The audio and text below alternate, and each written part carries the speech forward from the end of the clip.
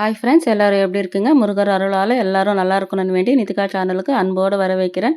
வேலும் மயிலும் துணை. இன்னைக்கு நம்ம மகாலய அமாவாசை என்னைக்கு வருது, அதன் பலன்கள் என்ன, அது என்னைக்கு நம்ம தர்ப்பணம் கொடுக்கணும், அதை பற்றி நம்ம தெரிஞ்சுக்கலாமா?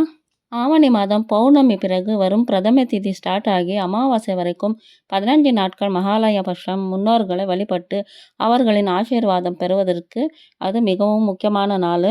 இந்த காலத்தில் தான் பித்ருலோகத்தில் இருக்கும் நம்மளுடைய முன்னோர்கள் பூமிக்கு வருவதாக சொல்லப்படுகிறது.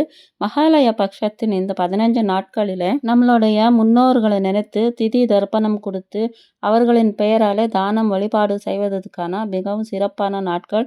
மகாலய பட்சத்தில் நம்ம கொடுக்கின்ற தர்ப்பணம் நம் முன்னோர்கள் அனைவருக்குமே போய் சேரும். இந்த பித்ருபக்ஷ காலத்தில் அவரவருக்கு பிடித்தமான இடத்திற்கு சென்று வருமாறு அனுப்பிவிடுவாரா யமன்.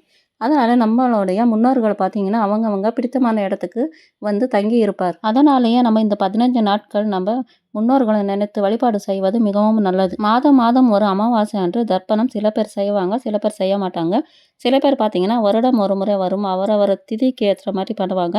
சில பேர் முக்கியமான தை மாதம், ஆடி மாதம், புரட்டாசி அந்த மாதிரி மாதங்களில் அமாவாசை என்று செய்கிற பழக்கம் இருக்கும். நாம் எதை மறந்தாலும் பித்ருக்கள் வழிபாடு மறக்கக்கூடாது. ஒருவேளை நம்ம தர்ப்பணம் கொடுக்கறத மறந்துவிட்டால் அவர்கள் மனம் வந்து வருத்தம் அடைஞ்சால் அது சாபமாக மாறும். அதனால் முன்னோர்கள் வழிபாடு மிகவும் முக்கியமாக சாஸ்திரங்களில் சொல்லப்படுகிறது.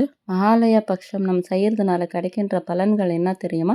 பித்ருக்களின் ஆசீர்வாதம் கிடைக்கும். பித்ருக்களின் ஆசீர்வாதம் இருந்தால் எல்லா விதமான தடைகள் போகி நல்வாழ்வு பெறலாம், துன்பங்கள் நீங்கி நிம்மதி பெறலாம், சுப விசேஷம் காரியங்கள் நடக்கும், பித்ரு தோஷங்கள் நீங்கி ஆரோக்கியமான வாழ்வு பெறலாம், நம் தலைமுறை வாழ்வு சிறப்பாகும். இந்த 15 நாட்களில் பார்த்திங்கன்னா நான்வெஜ் சாப்பிடக்கூடாது.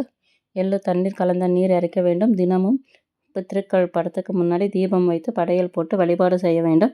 கோலம் போடக்கூடாது, சுப காரியங்கள் செய்யக்கூடாது. யாரெல்லாம் தர்ப்பணம் கொடுக்கலாம்னு பார்த்தீங்கன்னா தந்தை தாய் இருவருமே இல்லாத ஆண்கள் தர்ப்பணம் கொடுக்கலாம், கணவன் இல்லாத மனைவி கொடுக்கலாம். இந்த மகாலய பட்சம் செப்டம்பர் 8ஆம் தேதி திங்கள் முதல் செப்டம்பர் 21ஆம் தேதி ஞாயிறு வரை இருக்குது.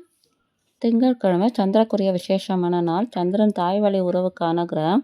ஞாயிற்றுக்கிழமை சூரியனுக்குரிய விசேஷமான நாள் ஆகும். அது தந்தை வழி உறவுக்கான கிரகம். இதனால் இந்த நாட்கள் பார்த்திங்கன்னா ரொம்பவே விசேஷமானது.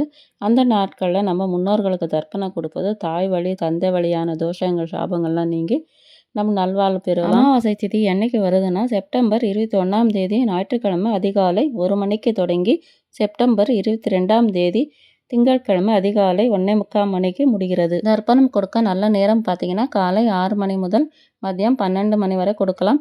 ராகு கால யமகண்ட நேரத்தை நம்ம தவிர்க்கவும். இந்த வீடியோவை தொடர்ந்து பார்த்ததுக்கு ரொம்பவே நன்றி. இந்த மாதிரி ஆன்மீக தகவலெல்லாம் தெரிஞ்சுக்கணுன்னா நம்ம வீடியோக்கு ஒரு லைக் போட்டு சப்ஸ்கிரைப் பண்ணிக்கோங்க. வேலுண்டு வினை இல்லை, மயிலுண்டு பயம் இல்லை, குகனுண்டு குறை இல்லை, கந்தனுண்டு கவலை இல்லை.